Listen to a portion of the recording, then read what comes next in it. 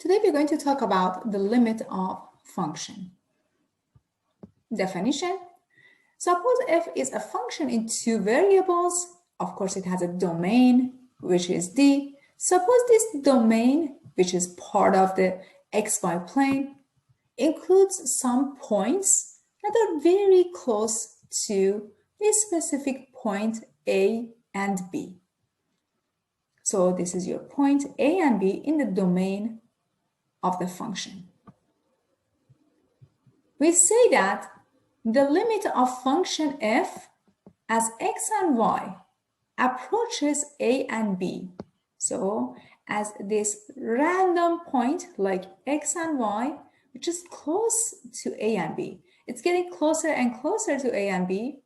The limit of the function is L, which is a z value, and we write the limit of function f as x and y approaches A and B. So we have x coordinate, we have y coordinate. Our domain is part of the plane x, y is equal to L if for every number like epsilon, which is positive, you can find another number, delta, such that for x and y in the domain of the function, as the distance between x to A and y to B is getting very small, then the distance between f and L on z-axis is getting small as well. So how do we visualize it in 3D space? You have your point A and B. In the domain of the function, and note that you have just this little piece, this little portion on the surface of your function, and this is just a projection in the domain xy plane. As we are getting closer and closer to A and B, the z value on z-axis is getting closer to L.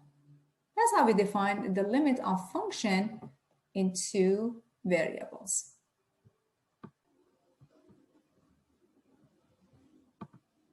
Definition of interior and boundary points. Suppose R is a region in the plane. An interior point like P of R lies entirely inside R, which means it is possible to find a disk centered at P that contains only points of R. So this is your region R, and here you have P as an interior point. If you take a disk centered at P, it includes points nearby P, and all of them are inside region R. We can also define a boundary point. A boundary point Q of region R lies on the edge of region R, in the sense that if you take any disk centered at Q, that disk contains at least one point in R and some other points that are not in R. Let's take a look at this illustration here. Here you have region R, which is here, this pink region, region R. Point Q. If you take a disk centered at Q, as you can see, some part of this disk is outside the region and some other part of the disk is inside the region. So we call Q as a boundary point. For example, if R is the set of points in the plane such that if you take those points, the x coordinate the y coordinate, square them and add them together, the sum is less than 9, then the boundary points of R lie on the circle. X squared plus y squared equals to 9. The rest of the values, the rest of the points that are all inside this disk, we ignore the boundary, forms the set of interior points for this region. Note that the boundary points of a set need not lie in the set. They don't necessarily belong to the set itself.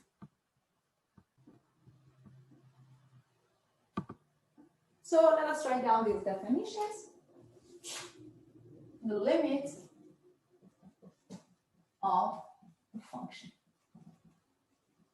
So let f of x and y be a function. Of course, this function has a domain D. Then for points, so of course we need a point like a comma b in the domain of function. We say that the limit of our function, while x and y are getting closer and closer to a and b, is equal to L. Again, note that L is a number in Z.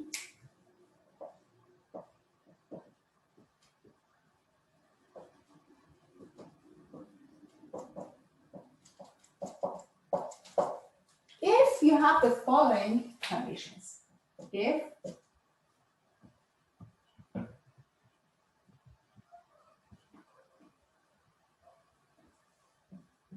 for every positive epsilon, there is a positive delta such that as the distance between nearby points to A and B, x minus a squared plus y minus b squared, is getting smaller and smaller, and note that this is positive as well, then the distance between your function f of x and y, so x and y are nearby points, and L is getting smaller and smaller. Delta and epsilon, both of them are very small numbers. More examples for you. Open and closed sets. A region is open if it consists entirely of interior points, like P. It means that if you take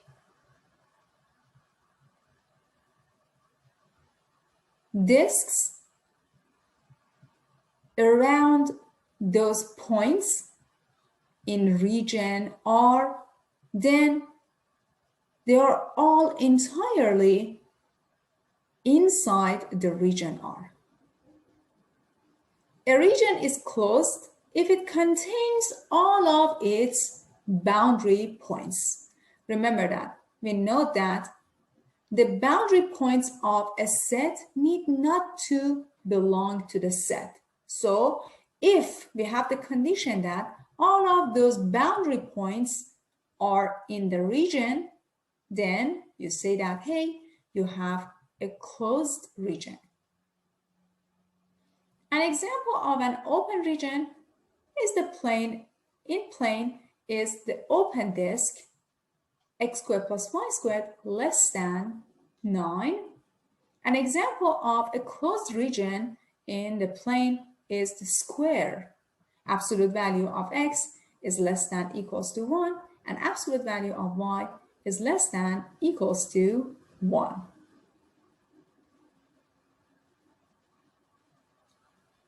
Later on, we're going to talk about the interior and boundary points of three-dimensional sets like balls, boxes, and pyramids.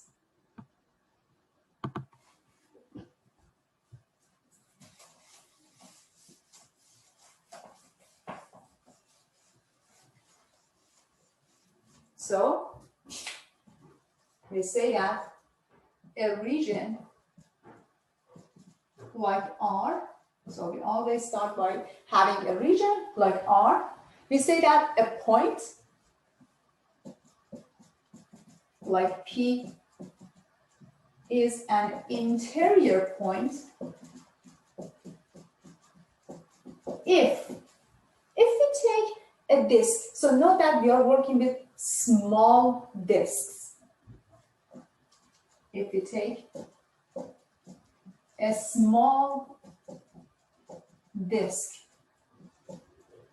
centered at point P, then this disk is inside region R.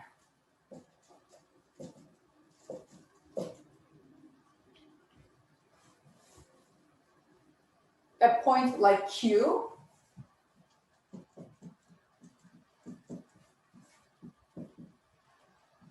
is a boundary point if we take a small disk.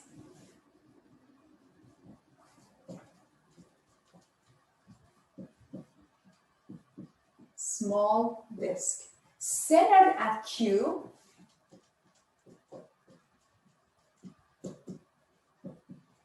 then this disk includes some points in the region and some other points outside the region. Then this disk contains some points inside the region and some outside the region. For example, suppose you have this circle here. This is just a boundary, and we include all the points inside this circle. As you can see, you have an open disk. This is not a closed disk because we are not including the boundary points. This is an open disk. If we include the boundary points, we get a closed disk. The difference between those.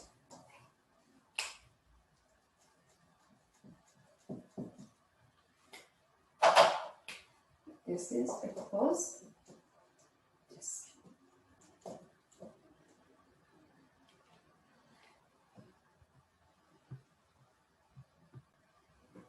You might say, hey, what about just x-axis? Recall that on the real line or x-axis, for example, we define open intervals and closed intervals. You had an open interval, including A and B, and you had closed interval, bracket A and B.